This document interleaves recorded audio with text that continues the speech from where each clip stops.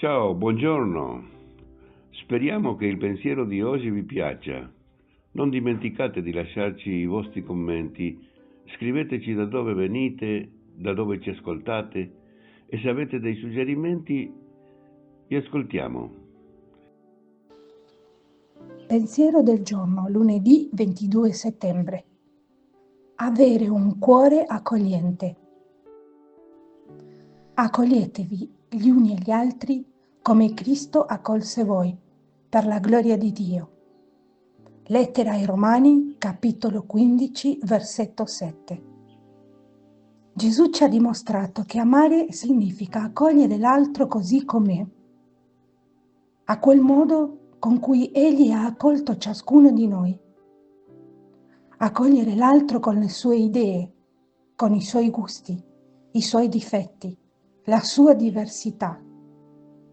E questo vuol dire fargli spazio dentro di noi, sgombrando dal nostro cuore ogni prevenzione, giudizio e istinto di rifiuto. Gesù è stato mandato dal Padre per salvare l'uomo, tutti gli uomini, e per riunire la famiglia dei figli di Dio. Egli ha distrutto l'odio, ha abbattuto le separazioni, nel senso che ha immesso nella storia una forza nuova, l'unica capace di farci superare tutte le nostre divisioni. Come vivere allora questa parola?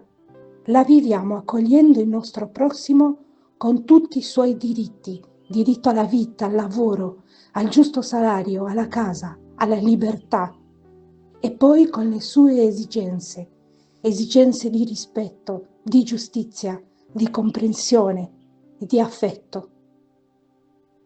Non diamo mai una gloria così grande a Dio come quando ci sforziamo di accettare il nostro prossimo, perché allora noi gettiamo le basi della comunione fraterna e niente dà tanta gioia a Dio quanto la vera unità tra gli uomini. Lunedì 22 settembre. Avere un cuore accogliente. Chiara Lubick, brani dal commento alla parola di vita del dicembre 1986.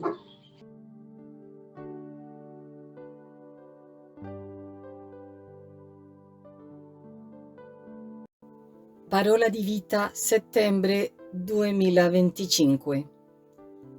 Rallegratevi con me perché ho trovato la mia pecora, quella che si era perduta. Vangelo secondo Luca, capitolo 15, versetto 6. Non dimenticate di lasciare un like se vi piace e di abbonarvi e di consigliarlo a qualcuno.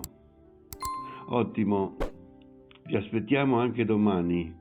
Abbracci e cordiali saluti.